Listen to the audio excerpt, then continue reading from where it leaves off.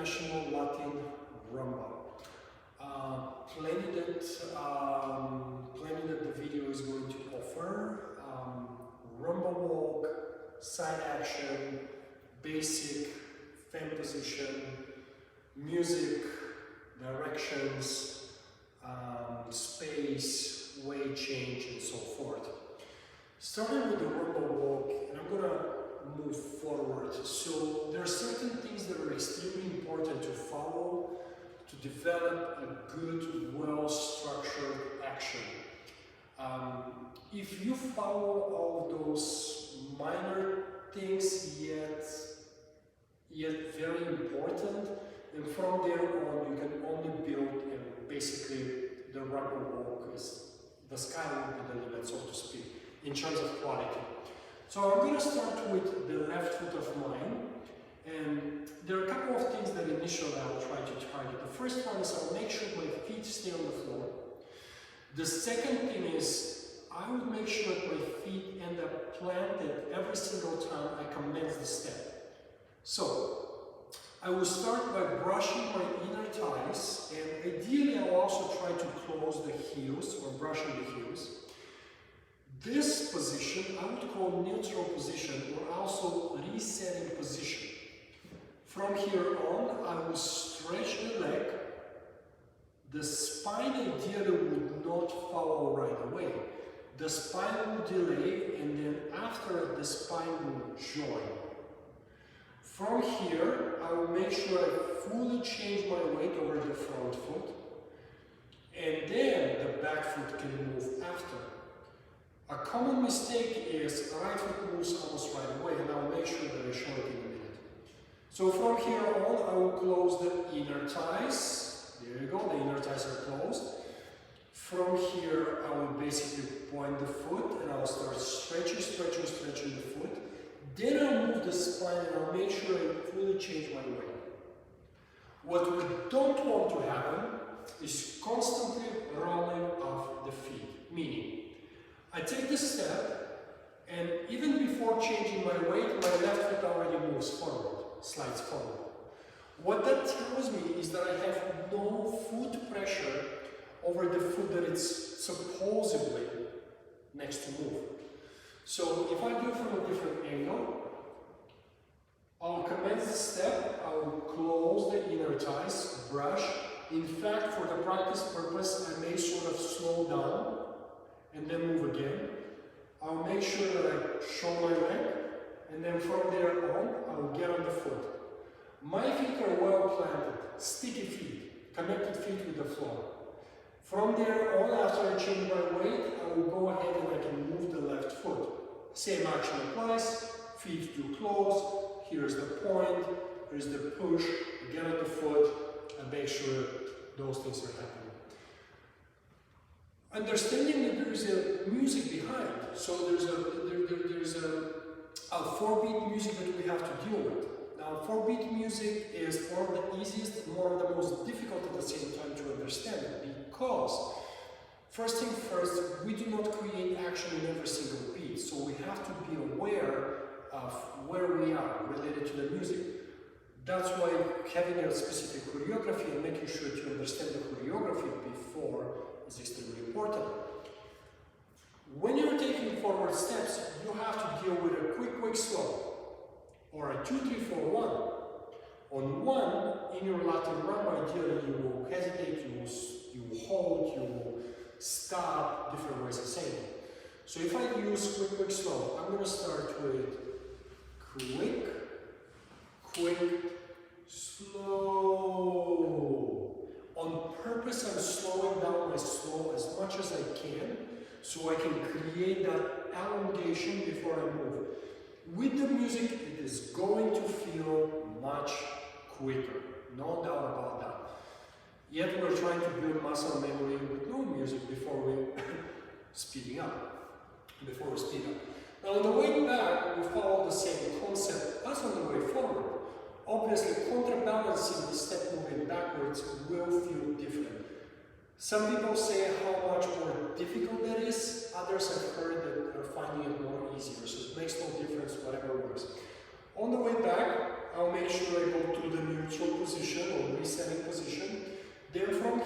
instead of moving my upper body, right, my spine with the leg, I'll actually keep my upper body either slightly forward poised, either vertical.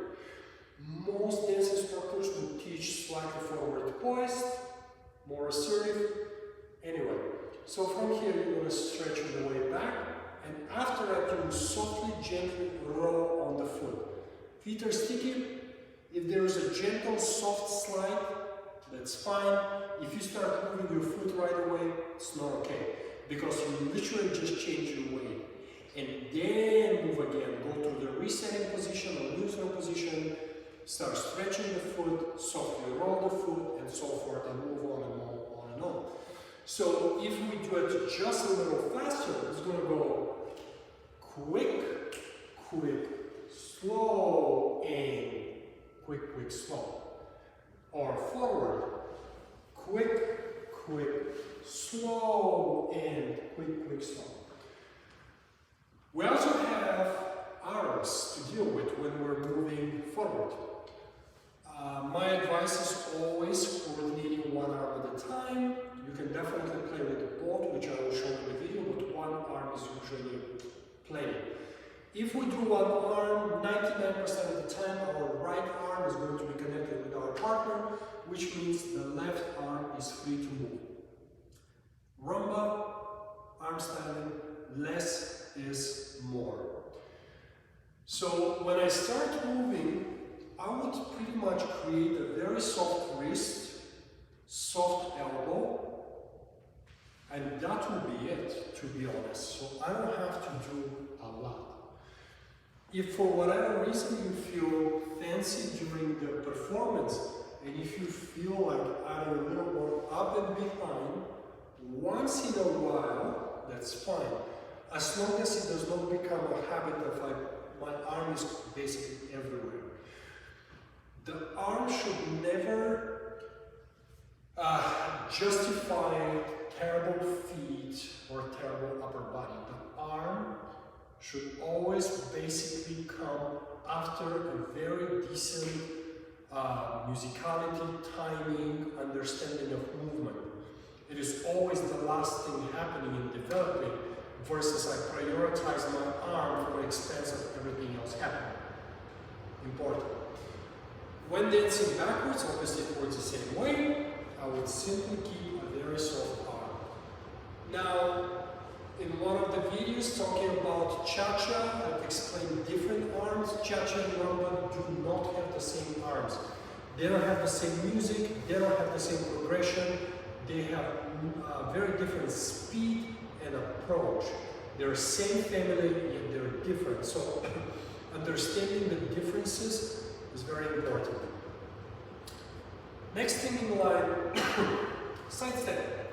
So when dancing the side step, we still have to follow the same structure where we have a leg extension prior to moving the spine. Then we put a feet together, we change our weight, and then we can repeat, especially if we have side step. The way that that applies in basic is basically following the structure of closing, releasing, opening, replacing, closing, releasing, opening. Everything that we do in our international Latin rumba is based on progressive action, forward, backward, side to side. So the side step, the forward step, the backward step, idea-wise they are very similar. We have extension, we have neutral position, we have very carefully crafted movement of the spine towards the foot that needs to go to, and so forth. Constant awareness of our balance, of our weight change, super important. Posture, center, elevated, head up. Nice, simple. It could go with obviously a lot more, but that alone will add everything needed for proper rumba dancing. If dancing a basic to a fan position to a hockey stick, the way that would work is right hand must connect, left hand slightly to the side, and we go. Quick, quick, slow, and quick, quick, slow, and quick, quick, slow to the left, quick, quick, slow. Spacing between our steps is very important. When we dance cha-cha, samba, or rumba, we dance with normal size steps. Cha-cha and samba faster than rumba, yet rumba is a very assertive dance as well. We do not have to dance with very small steps in order for us to make up the timing. We need to activate the body and progress with the proper speed. When you separate your legs, you're creating a much clearer and distinctive understanding for your brain where your weight is and what's happening. It's literally like when you are cleaning up your home and you're sorting things and you know where the things go. That's the way your brain understands the sizing of the step. When you take smaller step, everything is sort of squished in one place. So then, oh shoot, where's my weight? Or shoot, right after I turn, where's my weight distribution? If the steps are long enough, not too big, not too small, normal size step, then everything will become much easier to understand and definitely cleaner to look, or more elegant, more beautiful, whatever. The normal size of the steps is typically considered shoulder length or a little over shoulder length, more or less. It is not that one have to basically constantly place their arms or look at the shoulders to sort of coordinate. But in general, when I'm taking a step, I'm 5'10", 5'11". When I'm taking a step, this is a normal size step for me. So then when I turn, my feet are more or less this much. So they're slightly exceeding my shoulder length. This would pretty much be the shoulder length. But for me, I'm so used to it, it actually feels very good and kind of natural. When I take a decent sized step, then I can rotate and then I can elongate and take the next step. And it just feels calm, it feels very much so natural. But I'm encouraging normal sized steps, not too big, because then the weight change will become very complicated to be completed, so to speak. But the normal size step, 100% sure. Definitely not small steps, not an advocate for small steps.